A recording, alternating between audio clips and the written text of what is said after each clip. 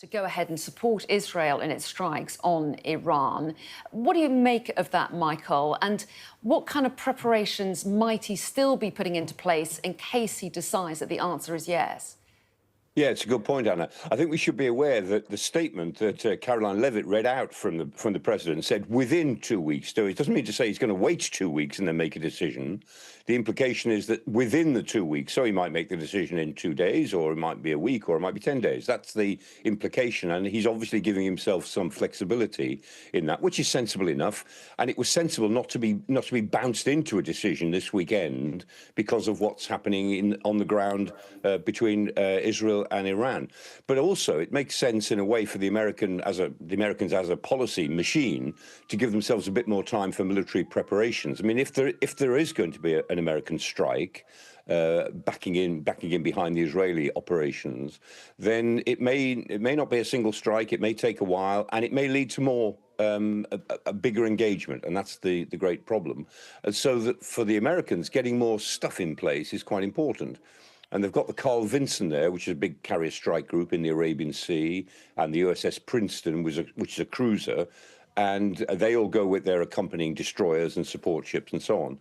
But the George H.W. Bush, big carrier, left Norfolk, Virginia over a week ago, and that's been in the Atlantic. That's going into the Eastern Mediterranean. That'll be a few days getting there. And above all, the Nimitz. The Nimitz was in the Philippine Sea. That came through the Straits of Malacca a few days ago, and that's on its way across the Indian Ocean towards the Gulf as well. The Nimitz, I would imagine, would be on station within 2 or 3 days. And again, all these carriers, these possibly at least two and maybe even 3 carrier strike groups, will carry all of their F-18 Super Hornet aircraft and all of the other electronic surveillance aircraft that they take, plus the ships they bring with them, lots of air defense ships, missile ships which can defend against incoming missiles and so on.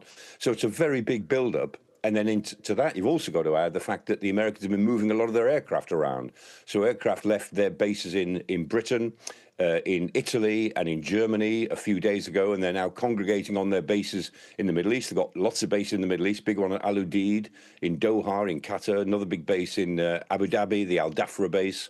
They've got bases in Kuwait, they've got bases in Saudi Arabia, and they've got an air base as part of their naval base in Bahrain. So you can see this buildup of air and naval power going on to give the Americans lots and lots of options. But that buildup won't be at full stretch in a way until maybe another week. So I would guess that the president will make a decision in his own mind, maybe during this week. And I think we may see it play out before the end of his so-called 2-week deadline. And how much of a blow would it be to Israel if the US decided that it didn't want to get involved? How much can it achieve without American assistance?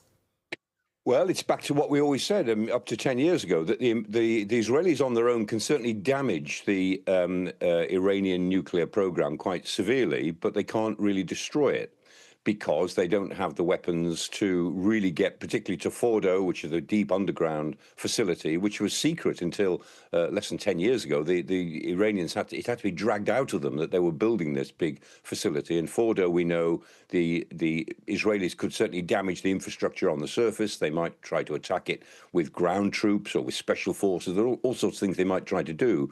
But the only country that could really destroy Fordo, if that's the objective, is the United States. And undoubtedly, the Israelis want to get the Americans in behind them, not just for military reasons, but for political reasons as well, because Netanyahu, for years now, going back to before 2010, has been saying that the Americans have got to join Israel in destroying the Iranian nuclear program. And until this president, of course, the Americans have always said that we won't do that. They've always restrained Israel. They've always looked for a diplomatic way out. And Obama, in particular, of course, produced the nuclear agreement of 2015, which seemed to be, to most of the rest of the world, the best deal that was available and would have held Iran in check till now. It was a 10-year deal in 2015, so the Iranians would have been now where they were in 2015 under very tight inspection, but that was torn up by President Trump in 2018, so the situation has moved on since then. Without the Americans, the Israelis cannot finish the job, and they in a sense, face a forever war against Iran, or a long war, certainly, unless the Americans can help them finish it. But if the Americans do help them finish it, the Americans also face the possibility that it will not be one or two quick strikes and then finish. It actually will be one or two quick strikes followed by grumbling responses to whatever the Iranians do next. And in the meantime, Donald Trump said that there's a substantial chance of negotiations with Iran. What do you make of the chances of a diplomatic breakthrough? Well, that's where we've got to go to somehow. So there's two lines here. One is his own line through Steve Witkoff talking to Araghchi, Abbas Araghchi, the foreign minister of Iran. But the other is what we're seeing today in Geneva.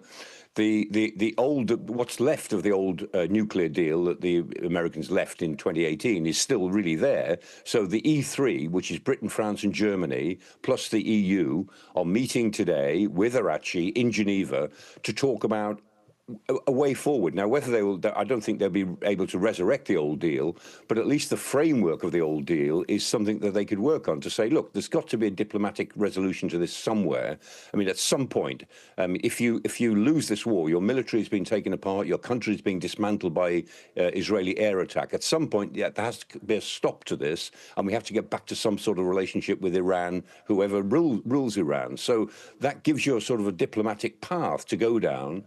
But if we end up with something less than complete destruction of Iranian nuclear facilities, I'm pretty sure we'll end up pretty well back where we were in 2015, because that deal, which allowed Iran to produce uranium enriched for civilian purposes, and that's all, civilian purposes, and lots of inspection to make sure that's all it was, that deal, however good or bad or badly it was implemented, was the only sensible deal one could imagine. That will be where we end up back at. And I think what Steve Witkoff was talking to Araghchi about before the Israeli attack really developed was increasingly like the old 2015 deal. It looks as if we were going to go in a full circle and end up back where we were in 2015. That's probably still more or less the diplomatic route. But there's still quite a long way to get to that, because the attack that Israel launched last week has obviously changed the nature of the game. And now the Iranian regime is fighting for its survival. It's talking about more than just its nuclear program. The nuclear program is now a sort of an entry point to talking about whether the regime survives at all. Well, Michael, it's always fascinating to get your take on events. We appreciate your time this morning. Thanks so much. In London, because I want to bring you up to date with some news from the courts here in London, because we are hearing that a former PhD student who raped 10 women in London and China has been jailed for life with a minimum term of 24 years. This is Junhao Zhao. So taking into I want to bring you up to date with some news from the courts here in London, because we are hearing that a former PhD student who raped 10 women in London and China has been jailed for life with a minimum term of 24 years. This is Junhao Zhao. So taking into account the number of days he has been on remand, he faces almost 23 years before he can be considered for parole. In the judge's comment, she called him a highly manipulative young man. She said the women were simply pieces in an elaborate game for one. And she said he had no understanding of the meaning of consent. Called him a highly manipulative young man. She said the women were simply pieces in an elaborate game for one. And she said he had no understanding of the meaning of consent. World's most wanted men. He's hardly well hidden behind the transparent plastic of his garage in London. Hello, bro. You good? Yes, bro. This is Nicholas Gomez de Brito, suspected gang leader and killer. There's a couple more bikes like this one, I know a couple of bikes too, no? So you get them in all the time, different bikes. Okay. He'll fix your motorbike in Britain and allegedly your murder in Brazil. He fled here just after a rival gang.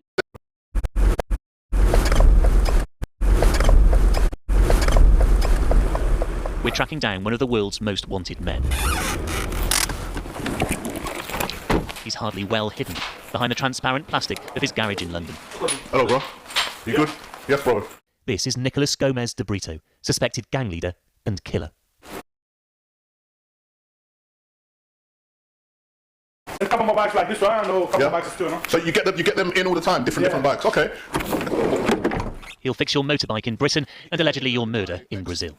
He fled here just after a rival gang leader was shot dead, police say, on his order. Such a beautiful country. Why did you come to this cold place to live in? It's good, you know? It's a beautiful place, but it's so dangerous, you know? So dangerous there. Oh, too much danger. Yeah, shot dead, police say, on his order. Such a beautiful country. Why did you come to this cold place to live in? It's good, you know. It's a beautiful place, but it's so dangerous, you know. So dangerous over there. Oh, too much danger.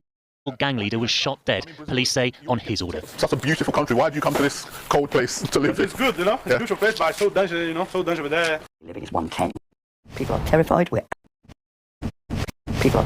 We're angry that yet again we're the scapegoat. So daily living is 110. Kathy has relied on benefits since a serious car accident left her with chronic pain and mobility problems. But according to the new criteria, she'd lose her personal independence payment of over £400 a month. It would mean I would be at local food banks to actually be able to eat. She feels the government's priorities are wrong.